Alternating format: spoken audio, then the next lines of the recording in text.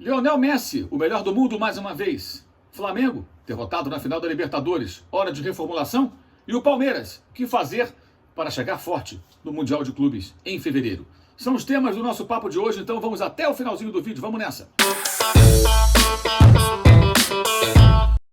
Lionel Messi foi novamente escolhido o melhor do mundo, gerando uma certa controvérsia porque o prêmio evidentemente se refere à sua passagem ainda pelo Barcelona, sua reta final de Barça. E o Barcelona, como sabemos, não vivia já naquele momento uma fase das melhores, o clube está endividado, uma dívida de mais de 1 bilhão e tantos milhões de euros, por questões financeiras, inclusive, não foi possível continuar com seu grande jogador, com seu maior jogador da história do clube, e ainda assim as pessoas talvez não se lembrem, aqueles que criticam o prêmio, mas o Messi carregou o time nas costas.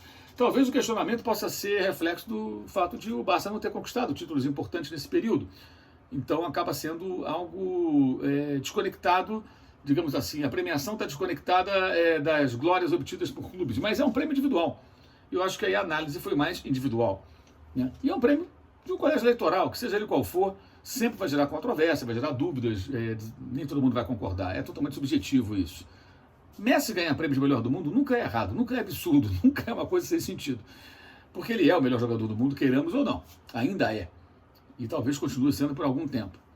Mas o que chamou mesmo a atenção foi o figurino, né, do Messi, dos garotinhos ali, dos filhos dele, todo mundo no fardamento uniforme, com muito brilho. Agora, a cada vez mais a tendência é o brilho do Messi diminuir, porque a idade chega. E no PSG, o desafio atual é justamente fazer o time caminhar, crescer, o que curiosamente pode acontecer agora com a lesão do Neymar, porque o time perde o talento enorme do Neymar, mas ganha uma vaga para uma composição que o Maurício Pochettino, o técnico, pode fazer, que é a colocação de um jogador que dê mais equilíbrio ao time sem a bola, liberando mais Messi e Mbappé para definir, ganhar jogos, que deverá acontecer numa escala bem elevada, imagino, no momento que esse time se acertar um pouco mais. E aí, quem sabe daqui a mais um ano, o Messi de novo seja eleito o melhor do mundo, e aí possivelmente sem tantos questionamentos. A derrota na final da Libertadores, ela evidentemente traz ao Flamengo muitas consequências, né? Uma delas, as pessoas começam a perceber a necessidade de reformulação. Reformulação, manda todo mundo embora, troca tudo. Não é assim também. Nem todos os jogadores ali estão no final de ciclo. Tem muita gente, inclusive vários jogadores que são coadjuvantes, que já está na hora realmente de partir para novos desafios, que já não tem muito o que acrescentar ao clube.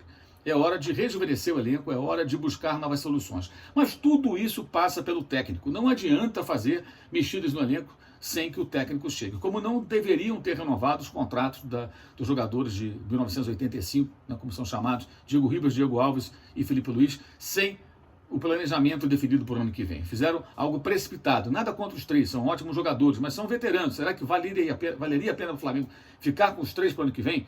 Será que o novo técnico, seja lá quem for, vai querer utilizar esses jogadores? Ou ele vai pensar em jogadores de outro perfil, ou jogadores mais jovens? Será que não era o caso de renovar com um ou com dois, não com os três, ou com nenhum? Enfim, essa foi uma precipitação, mais uma cometida pelo Flamengo nesse período aí, em que a maior precipitação, o maior erro, o maior absurdo, claro, foi a contratação do Renato Portaluppi. Isso foi um erro absurdo. O Renato Gaúcho não tinha, como eu já vinha dizendo aqui há muito tempo, a menor condição de levar o Flamengo aos seus objetivos esperados. Poderia até ter ganho a Libertadores, teve chance, criou situações, o elenco do Flamengo é muito forte, mesmo com um time muito bagunçado, teve oportunidades de gol, mas mesmo se fosse campeão, não seria com as digitais do Renato.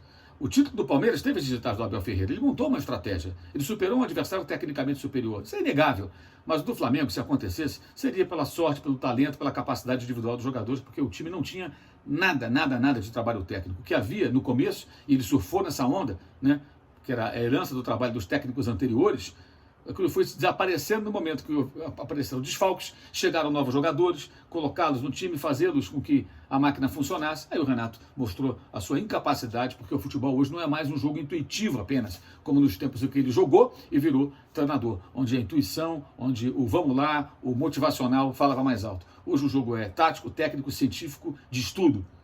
Palavra que nunca gerou muito ânimo por parte desse treinador.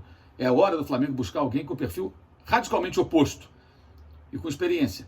E a partir daí pensar, sim, em reformulação ou não desse elenco. Reformulação é necessária, mas o tamanho dela, né? Não pode também se imaginar que o Flamengo teve a mandar todo mundo embora, como os torcedores mais revoltados chegam a defender por aí, especialmente nas redes sociais. O Palmeiras vai disputar em fevereiro, num momento mais adequado, o Mundial de Clubes, porque terá férias, terá um tempo para fazer pré-temporada e se preparar para estudar o Chelsea, que é o grande desafio, né? Vai enfrentar antes ao Allianz Monterrey, mas passando pelo seu primeiro adversário, deverá enfrentar o campeão europeu. O Chelsea estará envolvido num calendário pesado. Tem jogo logo na volta dos Emirados Árabes, onde vai acontecer a competição. Tem jogo pela Liga dos Campeões. E ele defende o título europeu. E o Chelsea se fortaleceu depois de ganhar o título na temporada passada. Ou seja, hoje ele é visto não como quem corre por fora, como corria e ganhou a competição, mas sim como um dos candidatos ao título e com muita responsabilidade pela chegada de novos jogadores, especialmente Lukaku. Então é um Chelsea que está na vitrine. É um time muito forte. Vai ter um calendário difícil? Vai. Mas mesmo com calendário difícil, mesmo assim, é um adversário muito complicado. É óbvio que o Palmeiras vai jogar mega retrancado se enfrentar o Chelsea. E aí o Abel Ferreira, caso continue, imagino que ele não vai perder essa oportunidade de disputar o Mundial de Clubes, ele pode muito bem prorrogar o seu contrato com o Palmeiras até o meio do ano. E aí, quando abrir a janela europeia, depois de maio, né, ele poderá até, quem sabe, voltar para a Europa, voltar para Portugal, ver o mercado e tentar alguma outra coisa. Quem sabe com esse título, caso ele aconteça. O Palmeiras tem uma chance? Tem, claro que tem uma chance. Eu acho que sempre a chance é muito pequena para o time sul-americano. Sempre é muito pequena. Porque a disparidade técnica, gerada pela diferença financeira, ela é imensa. E o Chelsea é um time forte. Ao contrário do Chelsea, que perdeu para o Corinthians em 2012, que era um time forte em crise. Tanto que o técnico campeão europeu, que foi Roberto Di Matteo, já tinha sido demitido. Quando o Corinthians enfrentou o Chelsea em 2012, para quem não se lembra, o Chelsea já tinha sido até eliminado da edição corrente da Liga dos Campeões. Foi campeão na temporada 11-12. Então, na temporada 2012-2013, em dezembro de 2012, aquele Chelsea já estava sendo treinado pelo Rafael Benítez, que foi contratado um pouco antes daquela partida, da viagem para o Japão, né, e já estava fora da Liga dos Campeões. Isso não é tirar o mérito do Corinthians, é explicar o seguinte: o Corinthians teve a sorte de pegar um campeão europeu que não era o melhor time da Europa no momento, nem quando foi campeão, e que já vivia uma crise técnica com troca de treinador naquele momento, logo depois, meses depois da conquista, e foi justamente quando foi enfrentar o Corinthians. E ainda assim foi um jogo dificílimo, o Corinthians foi muito pressionado, o Cássio fez grandes defesas, ou seja, é um desafio tremendo. O Palmeiras tem tempo para se preparar e tem que torcer muito para o Chelsea chegar a esse jogo pensando muito na maratona que virá, inclusive com partidas importantes pela Liga dos Campeões, e de repente até poupar alguns jogadores. Mas a gente às vezes se surpreende. Em 2019, o Flamengo jogou contra o Liverpool, também o melhor time do momento, o melhor time da Europa, o campeão com autoridade. Imaginávamos, na época, que Klopp pouparia jogadores naquele jogo contra o Flamengo, porque ele poupou no primeiro jogo contra o Monterrey vários atletas, botou um time mistão mesmo. Venceu, se classificou, e contra o Flamengo, quando saiu a escalação, era a força máxima de momento. Só não jogou quem não estava ali, quem estava contundido, quem não viajou, quem não pôde realmente participar. E acabou colocando força máxima e acabou vencendo na prorrogação, né? Então é um desafio tremendo, não é fácil, mas acho que esse cenário do calendário pode ajudar em muito o Palmeiras. Pode permitir que se abra-se uma janela de possibilidade um pouco maior de um triunfo no Mundial de Clubes, que é um torneio que, para quem também às vezes não entende muito bem, é pouco valorizado pelo europeu, porque não representa para o europeu um desafio técnico tão grande assim. E a premiação também não é nada do outro mundo para eles. Então é mais uma viagem para uma disputa protocolar, porque é um torneio da FIFA e tudo mais, tem um lado político. Mas, como os sul-americanos valorizam demais, é claro que o Palmeiras faz muito bem em buscar esse título, porque a sua torcida vai ficar muito feliz em conquistá-lo, né? E aí acabaria com aquela musiquinha do Palmeiras não tem mundial, Palmeiras não tem mundial. Então, tem muita coisa em jogo, a possibilidade existe. Agora, a primeira missão é prorrogar pelo menos o contrato do técnico Abel para tentar surpreender o Chelsea de Thomas Tuchel em fevereiro lá nos Emirados Árabes. Qual?